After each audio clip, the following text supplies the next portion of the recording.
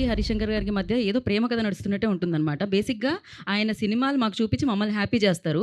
కానీ ఆయన హ్యాపీ ఎప్పుడు మీరు మాట్లాడినా, ఎప్పుడు మీరు కనిపించినా ఆయన చాలా ఆ హ్యాపీనెస్ ఆయన ఫేస్‌లో కనిపిస్తుంటుంది. ఏంటి సార్ ఏం చేస్తున్నారు మీరు? I'm truly blessed. We are also. Yeah! మనం క్వెషన్స్ తీసుకుందాం ఇప్పుడు. స్టార్టింగ్ స్టోరీ రాసినప్పుడు భవదీయుడు భగత్ సింగ్ అని టైటిల్ అనౌన్స్ చేసిరు. అవును. ఆఫ్టర్ ఉస్తాద్ భగత్ సింగ్ అని టైటిల్ చేంజ్ చేయడానికి main reason or whatever story ఏమైనా చేంజ్ చేసిరు? మన సినిమాలో డైలాగ్ లాగా మీరే మీ ఎక్స్పెక్టేషన్సే. చాలా మంది భవదీయుడు అంటే ఏంటన్నా అడిగారు జెన్జీ కిడ్స్. అంటే అది తెలుగులో భవదీయుడు అంటే యువర్స్ ఫెయిత్ఫుల్లీ అని meaning. At the same time story మారింది. 2 జరిగాయి కాబట్టి కొంతమందికి అర్థం కాలేదేమో అన్న ఒక విషయంతో ఇంకోటి స్టోరీ మారింది కాబట్టి ఉస్తాద్ భగత్ సింగ్ అని పెట్టాం. యప్. నెక్స్ట్. హాయ్ అన్న, నా పేరు అఖిల్, హైదరాబాద్ పీకేఎఫ్సి టీం నుంచి వచ్చాం. తెలుసు నాకు. So first of all congratulations to మీ టీం అన్న. Thank you. Sreeleela ma'am, Rasik అన్న, ఎక్సలెంట్ పర్ఫార్మెన్స్. హరీష్ అన్న ఇంకో సినిమా తీయాలని కోరుకుంటున్నాం మా టీం నుంచి. ఖచ్చితంగా ఉంటుంది. యాక్చువల్గా ఈ సినిమాలో మీరు డైరెక్టర్గా హరిశంకర్ గారు డామినేట్ చేశారా, లేదంటే డైరెక్టర్ గారిలో ఉన్న హరిశంకర్ గారిలో ఉన్న రైటర్ డామినేట్ చేశారా? ఒకవేళ డామినేట్ చేస్తే ఏ అంశం మీకు ఏది ఎక్కువ నచ్చింది? నేను యాక్చువల్గా ఆల్వేస్ డైరెక్టర్గానే డామినేట్ చేసి ఉంటుంది డెఫినెట్గా. ఏ అంశం నచ్చిందంటే నాకు సినిమా డబ్బింగ్ చూసిన తర్వాత పవన్ కళ్యాణ్ గారు ఒక పెద్ద కాంప్లిమెంట్ ఇచ్చారు. ఇంత పెద్ద సినిమా కరెక్ట్గా ఎగ్జాక్ట్ అయిన వాడిన పదాలు చెప్తాను, అలా ఓకగా తీసేసావు మమ్మల్ని అందరినీ, నువ్వు నవ్వుతూ మమ్మల్ని నవ్విస్తూ తీసేసావు అన్నారు. So I think I truly appreciate your craftsmanship అని చెప్పారు. That's the biggest compliment for me. Super sir. మాకైతే డైరెక్టర్ కమ్ రైటర్ కూడా చాలా నచ్చేశారు. థియేటర్లో మీ డైలాగ్స్తో మేమంతా చాలా ఎంజాయ్ చేసాం. డైరెక్టర్ బండి అయితే దాంట్లో ఫ్యూయల్ పోసినప్పుడే డైరెక్టర్ ముందుకెళ్తాడు. సూపర్ సార్, చాలా బాగా చెప్పారు. నెక్స్ట్. మైక్. హాయ్ హరిశంకర్ గారు. Hi. I have one question. దీనికి ముందు ఓజీ మూవీ వచ్చింది కదా, Yeah. అది బ్లాక్ బస్టర్ అయింది కదా, Correct. దానిపైన మీ కామెంట్ ఏంటి? Very happy. లైక్ మీరు ఎంత హ్యాపీగా ఉన్నారో నేను ఎంత హ్యాపీగా ఉన్నాను. గబ్బర్ సింగ్ ముందు వచ్చిన సినిమాలు కొంచెం డిసప్పాయింట్ చేసినప్పుడు కొంచెం డల్గా ఉండేవాళ్ళం. ఓజీ వచ్చి బ్లాక్ బస్టర్ అయ్యేసరికి ఫుల్ ఆ రెస్పాన్స్తో రెచ్చిపోయి మరీ షూటింగ్ చేసాం. ఆ ఎనర్జీతో చేసాం కాబట్టి సినిమా అంత ఫాస్ట్గా ఫినిష్ చేసాం. అండ్ మీ ఓజీ తీసిన డైరెక్టరే గబ్బర్ సింగ్ సినిమా చూసి బయటకు వచ్చి రచ్చ చేశాడు. అందుకే నేను శ్రీరాములు థియేటర్కి వెళ్ళి మళ్ళీ I gave the same tribute to Sujeeth and I'm very happy about it.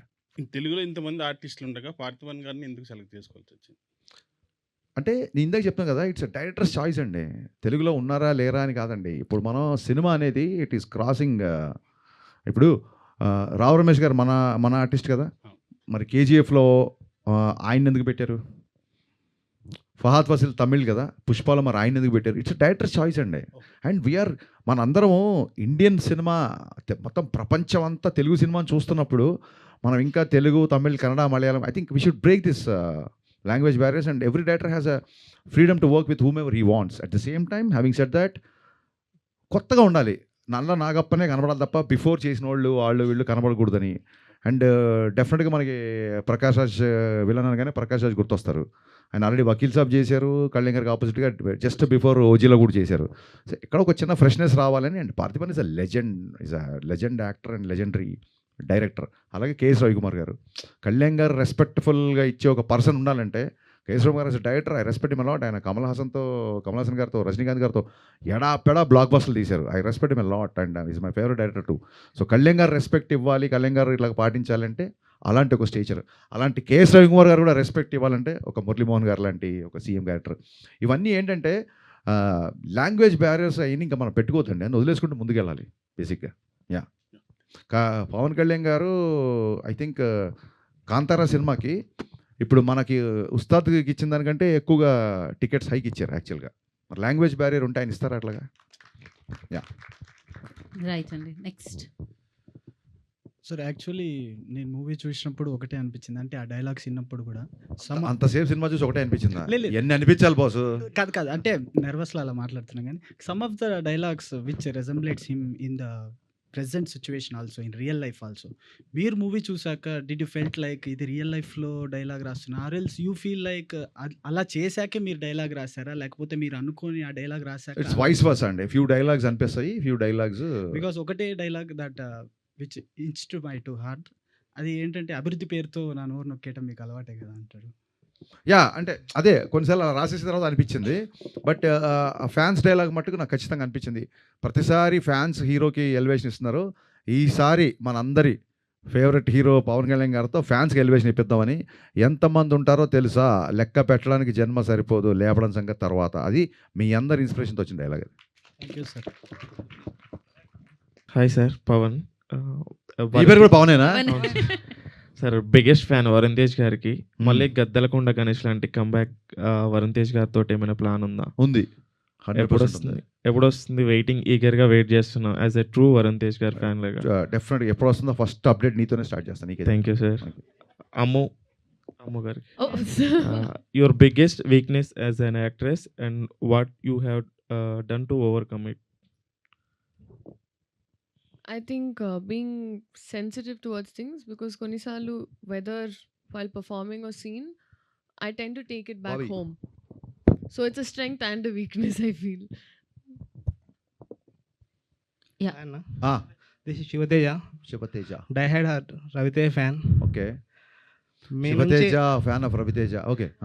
మీ నుంచి చాలా రోజుల నుంచి ఎక్స్పెక్ట్ చేస్తున్నా. రవితేజకు పవన్ కళ్యాణ్కి మీరు ఎంత బిగ్ ఫ్యానో, శివుడి దగ్గరికి వెళ్ళాలంటే ఫస్ట్ నందిని దాటి వెళ్ళాలి. మీ దగ్గరికి రావాలంటే, అదే పవన్ కళ్యాణ్ రవితేజ దగ్గరికి రావాలంటే మిమ్మల్ని దాటి వెళ్ళాలి. సో ఇప్పుడు నేను ఎక్స్పెక్ట్ చేస్తున్న ఏంటంటే, మిరపకాయ సినిమా అంత పెద్ద హిట్ ఇచ్చారు కదా, పవన్ కళ్యాణ్ గబ్బర్ సింగ్ హిట్ ఇచ్చారు కదా, మళ్ళీ ఉస్తాద్ భగత్ సింగ్ పవన్ కళ్యాణ్కి ఇచ్చారు. మా అన్న కోసం వెయిటింగ్. మళ్ళీ రవితేజకి ఎప్పుడు బ్లాక్ బస్టర్ ఇస్తారు మిరపకాయ లాంటిది? మా అన్న కాదు, మన అన్న. మన అన్న మిరపకాయని మించిన సినిమా 100% తీసి తీరుతా. వెయిటింగ్ అన్న. మీ అందరు ఇలాగే సపోర్ట్ చేస్తే 100% చేస్తాం. కంపల్సరీ అన్న. Thank you. మూవీ చూసినప్పుడు, మూవీ ప్రీమియర్స్ యూఎస్లో ప్రీమియర్స్ పడినప్పుడు we are little bit disappointed because PK fans, MB fans ఉంటుంది కదా, క్లాష్ ఉంటుంది కదా. సో ఆ రోజు మ్యామ్ సారీ మ్యామ్, బట్ కుర్చీ మడత పెట్టి అనే సాంగ్ చూడంగానే మేమంతా కొద్దిగా సార్ దానికి డ్యాన్స్ చేశారు, మేమందరం కూడా సార్ దానికి ఎలా ఒప్పుకున్నారు, దాన్ని ఎంబీ ఫ్యాన్స్ కూడా కొంతమంది నెగిటివ్ చేసి చూశారు. దానికి మీరేమంటారు సార్? ఏం లేదు, అందరూ ఫుల్ హ్యాపీగా ఎంజాయ్ చేశారు. ఆ సీక్వెన్స్ హై డ్యాన్స్ నెంబర్స్ ఉండాలి కాబట్టే ఆ సాంగ్ పెట్టాము. నేను అందులో మహేష్ బాబు గారు dance one of this careers top 3 సాంగ్స్లో ఆయన డ్యాన్స్ ఉంటుంది నా స్ట్రాంగ్ ఫీలింగ్. ఇక్కడేమో ఈయన డ్యాన్స్ చేయరు దాంతో. యాక్చువల్గా పవన్ కళ్యాణ్ గారి ఫ్యాన్స్ అందరూ కళ్యాణ్ గారు తీసుకున్న అంత పెద్ద డెసిషన్, అంత పెద్ద అసలు ఏమాత్రం మీకు గుర్తుందో లేదో, కళ్యాణ్ గారు చాలా స్పోర్టివ్గా మిగతా అందరు హీరోల సక్సెస్ని నేను అప్రిషియేట్ చేసి మాట్లాడిన రోజులు ఉన్నాయి. సో ఇట్స్ డ్యాన్స్ నెంబర్ కాబట్టి తీసుకున్నాం అంతే. శ్రీలీల మ్యామ్, మీకు ఎలా అనిపించింది కుర్చీ మడత పెట్టి సాంగ్ మూవీలో ఉన్నప్పుడు? మన సాంగ్ ఇప్పుడు కళ్యాణ్ గారు చేస్తున్నారంటే దానికన్నా ఇంకేమనిపిస్తుంది అండి? Obviously lots of Joy and lovely. అంటే ఇట్స్ ఆల్ కొలాబరేటివ్ అండి. మనం ఫిల్మ్ ఇండస్ట్రీ ఒకటిలా చూస్తున్నాం ఇప్పుడు. సో బౌండరీస్ అన్నీ వెళ్ళిపోయాయి. I'm very very happy. So మీకు లాస్ట్ క్వశ్చన్, మీరు హాస్పిటల్లో పీకే సార్తో ఉన్న సీన్లో యువర్ టూ ఎమోషనల్. ఆ సీన్స్ ఏమన్నా దాని గురించి చెప్పగలుగుతారా? లైక్ ఎలా అనిపించింది మీకు? ఆ పాయింట్‌లో నాకు ముందు కూడా చెప్పానండి. ఐ థింక్ ఈ సినిమాలో నాకు కాన్షియస్‌గా ఎప్పుడు నరేషన్ ఒకసారి అయిపోయిన తర్వాత సీన్ పేపర్‌లు ఇవ్వలేదు. We did it on spot. ఎందుకని అడిగితే ఈసారి you should just react to it. So ఆ పాయింట్‌లో నాకు ఫస్ట్ టైం తెలిసింది ఆ సీన్ గురించి. So that was just my natural reaction. And నేను అక్కడే కాదు, తర్వాత డబ్బింగ్‌లో చూసినప్పుడు నాకు అలాగే అనిపించింది. ఆ సీన్ గురించి అనుకున్న ప్రతిసారి కూడా నాకు అలాగే అనిపిస్తది. సో ఐ ఫీల్ లైక్ ఈ సినిమాలో I just existed with whatever was happening around. ట్రోలర్స్కి మీరు ఇచ్చే సమాధానం ఏంటన్నా? Trollers are more than free to troll anything. బేసిక్గా దాన్ని ఏమంటారంటే I take constructive criticism. This scene was not very well return. It would have been much better. The second half, like first half is a little slow, or maybe second half is a little slow, or hero characteristics like this. Ilantivanni I'll take the constructive criticism, and I don't feel like taking seriously whatever the troll material comes, because their identity, their their whereabouts are not known, because they themselves are very insecure to reveal their identities. So నేను ఏదైనా మాట్లాడితే I take the accountability, I take the responsibility. వాళ్ళ accountability responsibility లేనోళ్ళు చీకట్లో 4 రాళ్ళు వేస్తున్నారు కదా అనుకుంటే, నాకు చేసిన ట్రోలింగ్కి నేను ఎప్పుడో ట్విట్టర్లు వదిలేసి వెళ్ళిపోవాలి నేను. సో నేను దానికి ట్రోలర్స్ గురించి, దాని గురించి కలెక్షన్స్ ఏదో మాట్లాడుతుంటారు. I don't take much. అలాంటి నేను ఎప్పుడో చెప్పాను కదా, ఇంట్లో నేను సినిమా డైరెక్ట్ చేద్దాం ఉన్నప్పుడు ఫస్ట్ ట్రోల్ చేసింది మా అమ్మ, మా నాన్న. నీ ఫేస్కి డైరెక్షన్ అని చెప్పి అప్పుడే ట్రోల్ చేశారు. ఇవన్నీ కొత్త ఏం కాదు. కానీ అబ్యూజివ్ లాంగ్వేజ్ ఉన్నప్పుడు అండ్ బియాండ్ ద గీత దాటినప్పుడు మట్టుకు బ్లాక్ చేయడము, సీరియస్గా కంప్లైంట్ చేయడము విల్ డూ. ఇంత పెద్ద సినిమా, ఇన్ని యాక్షన్ సీక్వెన్సెస్, 2 సాంగ్స్, డ్యాన్స్, ఇన్ని డైలాగ్స్, వీళ్ళంతా కాన్ఫ్రంటేషన్ ఇవన్నీ చేసి లాస్ట్ మినిట్లో మ్యూజిక్ డైరెక్టర్ మారినప్పుడు మళ్ళీ మ్యూజిక్ డైరెక్టర్ని బ్యాక్గ్రౌండ్ స్కోర్కి తమ్మన్ని తీసుకొని మళ్ళీ ఒక రకంగా దాన్ని ఏమంటారు ప్రీపోన్ అయినప్పుడు మళ్ళీ 19th అంటే 16th మేము కాపీ చేయడం, ఇన్ని ఆడ్స్ మధ్య ఈ సినిమాని మీరు అందరూ చూసేలాగా చేయించడమే నా పెద్ద సక్సెస్ నేను ఫీల్ అవుతున్నా.